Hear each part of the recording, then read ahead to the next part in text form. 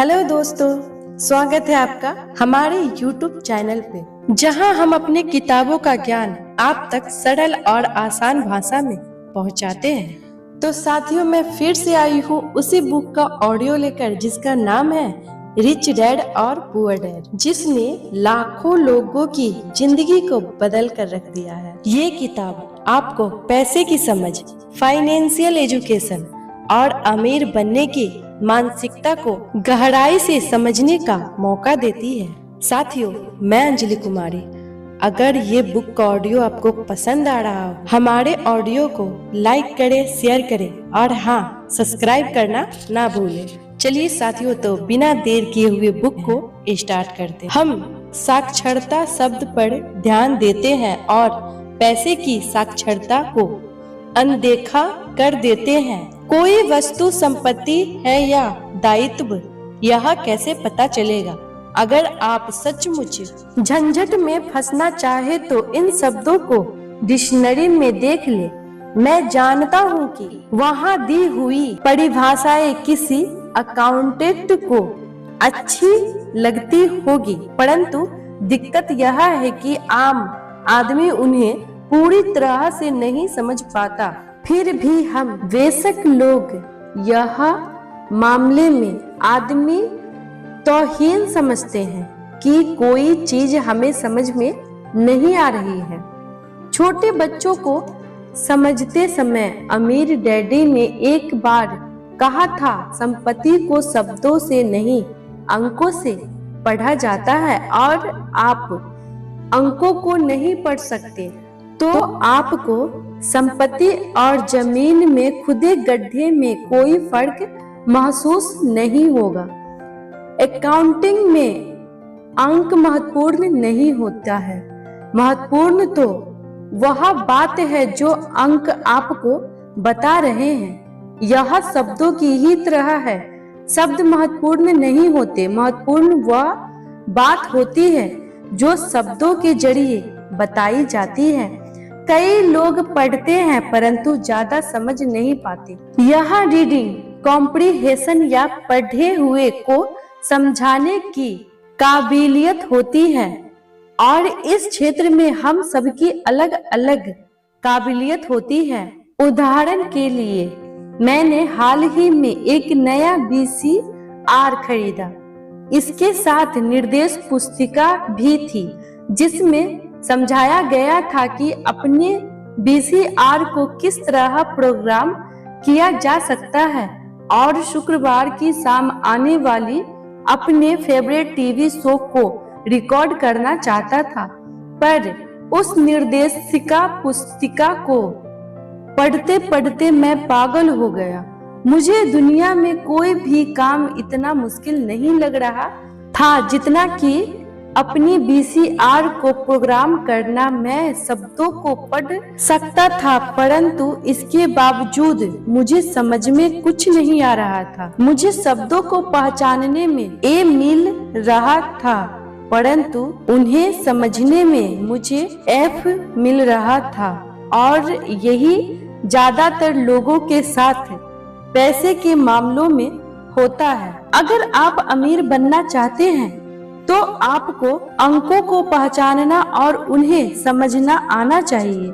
मैंने अपने अमीर डैडी से यह बात हजारों बार सुनी है, और मैंने यह भी सुना है अमीर लोग संपत्ति इकट्ठे करते हैं, जबकि अमीर और मध्य वर्गीय लोग दायित्व इकट्ठे करते हैं। यहाँ यह बताया जा रहा है कि संपत्ति और दायित्व में क्या फर्क होता है। ज्यादातर अकाउंटेंट और फाइनेंशियल प्रोफेशनल परिभाषाओं पर आपस में सहमत नहीं होते, परंतु यह आसान चित्र या रेखा चित्र दो छोटे बच्चों के लिए मजबूत वित्तीय नींव डालने में बड़े काम आए। बहुत छोटे बच्चों को सिखाने के हिसाब से अमीर डैडी ने हर चीज को बहुत आसान बनाए रखा, और जहां तक बन पड़ा उन्होंने चित्र या रेखा चित्र का प्रयोग ज्यादा किया,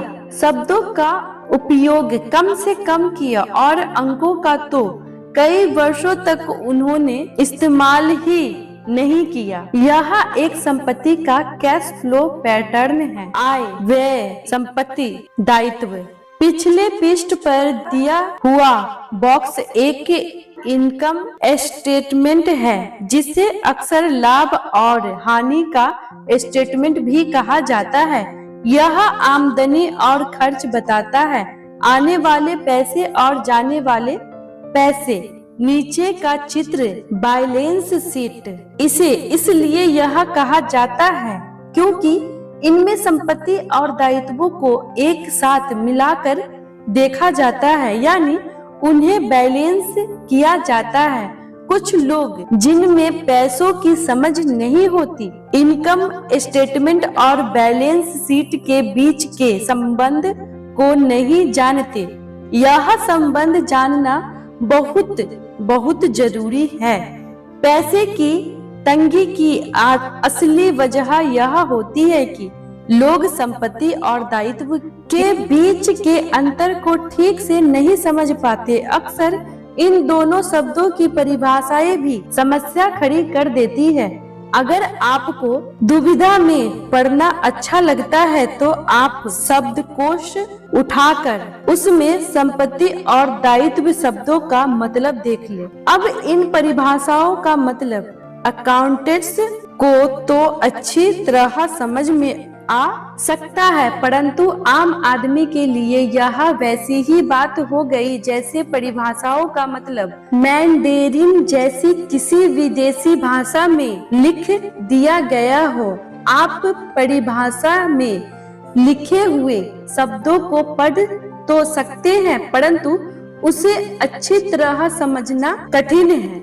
इसलिए जैसा मैंने पहले कहा था, मेरे अमीर डैडी ने हमेशा दोनों छोटे बच्चों को अच्छी, आसान और उपयोग में आने वाली परिभाषाएं। यह एक दायित्व का कैश फ्लो पैटर्न है। आय, व्यय, संपत्ति, दायित्व। अब चूंकि संपत्ति और दायित्व को चित्रों से समझा दिया गया है, इसलिए शब्दों में दी गई परिभाषाओं को समझना ज्यादा आसान होगा। संपत्ति यह चीज है जो मेरी जेब में पैसे डालती है। दायित्व यह चीज है जो मेरी जेब से पैसे निकालती है। वास्तव में आपको इतना ही जानने की जरूरत है। अगर आप अमीर बनना चाहते हैं तो जिंदगी भर संपत्ति खरीदते रहिए। अगर आप गरीब या मध्य वर्गीय आदमी बनना चाहते हैं तो आप दायित्व खरीदते रहिए। इसके बीच के फर्क को न जानने से ज्यादातर लोग जीवन भर पैसे की तंगी से परेशान रहते हैं। पैसों के लिए आदमी इसलिए परेशान होता रहता है क्योंकि वह न तो शब्दों को समझ पाता है, न ही अंकों को। जिन लोगों के सामने पैसों की मुश्किलें आ रही है, उन्हें यह समझ लेना चाहिए कि शब्दों या अंकों में ऐसा कुछ है जिसे वे पढ़ नहीं पा रहे हैं। कोई चीज ठीक से उनकी समझ में नहीं आ रही है। अमीर लोग इसलिए अमीर होते हैं क्योंकि इन मामले में वे पैसों की तंगी से परेशान लोगों से ज्यादा समझदार होते हैं। तो अगर आप अमीर बनना चाहते हैं और अपनी दौलत को बनाए रखना चाहते हैं तो पैसों की साक्षरता और समझदारी महत्वपूर्ण है। शब्दों में भी और अंकों में भी। चित्रों में जो तीर लगे हैं वे पैसे के बहाव यानी कैश फ्लो को बताते हैं। ध्यान रखिए, सिर्फ अंकों से पूरी बात समझ में नहीं आती और सिर्फ शब्दों से भी पूरी बात समझ में नहीं आती। महत्व तो पूरी कहानी का होता है। किसी वित्तीय रिपोर्ट में अंकों को पढ़ना प्लॉट या कहानी ढूंढने की तरह ही है। पैसा कहाँ जा रहा है, इस बात की कहानी 80% परिवारों की पैसे की कहानी यह होती है कि वे अमीर बनने के लिए कड़ी मेहनत करते जाते हैं। इसका कारण यह नहीं है कि वे पैसा नहीं कमाते, असली कारण यह है कि वे जिंदगी भर संपत्ति की जगह दायित्व खरीदते रहते हैं। उदाहरण के तौर पर यह एक गरीब आदमी या घर पर रहने वाले नौजवान का कैश फ्लो पैटर्न है। रोजगार, आय, तनख्वाह, व्यय, टैक्स, भोजन, किराया, कपड़े, मनोरंजन, यात्रा, संपत्ति, दायित्व। और यह एक मध्य वर्गीय आदमी का कैश फ्लो पैटर्न है। रोजगार, आय, व्यय, संपत्ति, दायित्व, रोजगार, आय, तनख्वाह, व्यय, टैक्स, मार्केट, स्थानीय व्यय, भोजन, कपड़े, मनोरंजन, संपत्ति, दायित्व, market, consumer source, credit card. यह एक आदमी का कैश फ्लो पैटर्न है। आय, व्यय, संपत्ति, दायित्व, आय, डेबिट कार्ड, ब्याज, किराए से आय, रॉयल्टी, व्यय, संपत्ति, दायित्व, stock, bond, notes, reverse estate, बौद्धिक संपदा। जैसा कि आप देख सकते हैं, ये सभी चित्र बहुत ज्यादा सरल बना दिया गया है। हम में से हर एक को जिंदा रहने के लिए खर्च करना पड़ता है। हम सभी को रोटी, कपड़े और मकान की जरूरत होती है। चित्र यह बताते हैं कि गरीब, मध्य वर्गीय और अमीर आदमी की जिंदगियों में पैसा किस तरह काम आता है। कैश फ्लो पूरी कहानी बता देता है। इस कहानी में यह बताया जाता है कि वह आदमी अपने पैसों का किस तरह इस्तेमाल करता है और एक बार पैसे हाथ में आ जाने के बाद वह उस पैसे का क्या करता है। मैंने अपनी कहानी अमेरिका के सबसे अमीर व्यक्तियों से इसलिए शुरू की ताकि मैं यह बता सकूं कि इतने सारे लोगों की सोच में कहाँ गलती होती है। गलती यह होती है कि वे यह मानते हैं कि पैसे से सारी समस्याएं सुलझ जाती हैं। इसलिए जब लोग मुझसे फटाफट अमीर बनने के नुस्खे पूछते हैं तो मैं कांप जाता हूँ, या यह कि उन्हें कहाँ से शुरू करना चाहिए। मैं अक्सर सुनता हूँ कि मैं कर्ज में हूँ, इसलिए मुझे और ज्यादा पैसा कमाना चाहिए। परंतु यह देखने में आया है कि ज्यादा पैसे से समस्या नहीं सुलझती। सच कहा जाए तो इससे समस्या और अधिक बढ़ सकती है। पैसा हमारी इंसानी कमजोरी को अक्सर ज्यादा उभार देता है। पैसा अक्सर हमारे ऐसे पहलू पर रोशनी डालता है जिसके बारे में हम अनजान रहते हैं। इसलिए अगर किसी आदमी को अचानक बहुत सी दौलत मिल जाए, जैसे पैतृक संपत्ति, तनख्वाह में भारी बढ़ोतरी या उनकी लॉटरी लग जाए, तो पैसा मिलने के कुछ समय बाद वह अपने पुराने हाल में पहुंच जाता है और कई बार तो उससे भी बुरी हाल में। पैसा आपके दिमाग में चल रहा कैश फ्लो को उजागर करता है। अगर यह पैटर्न ऐसा है कि आदमी पूरी कमाई खर्च करता है, तो इस बात की संभावना बहुत बढ़ जाती है कि आपकी आमदनी बढ़ेगी तो आपका खर्च अपने आप बढ़ जाएगा। इसलिए यह कहावत कही है, मूर्ख और उसके पैसों से शानदार दावत होती है। मैंने यह कई बार कहा है कि हम स्कूल इसलिए जाते हैं ताकि हम शैक्षिक और व्यवसायिक काबिलियत हासिल कर सकें। निश्चित रूप से ये दोनों बहुत ही महत्वपूर्ण हैं। हमारी व्यवसायिक काबिलियत के कारण ही हम पैसे बनाना सीखते हैं।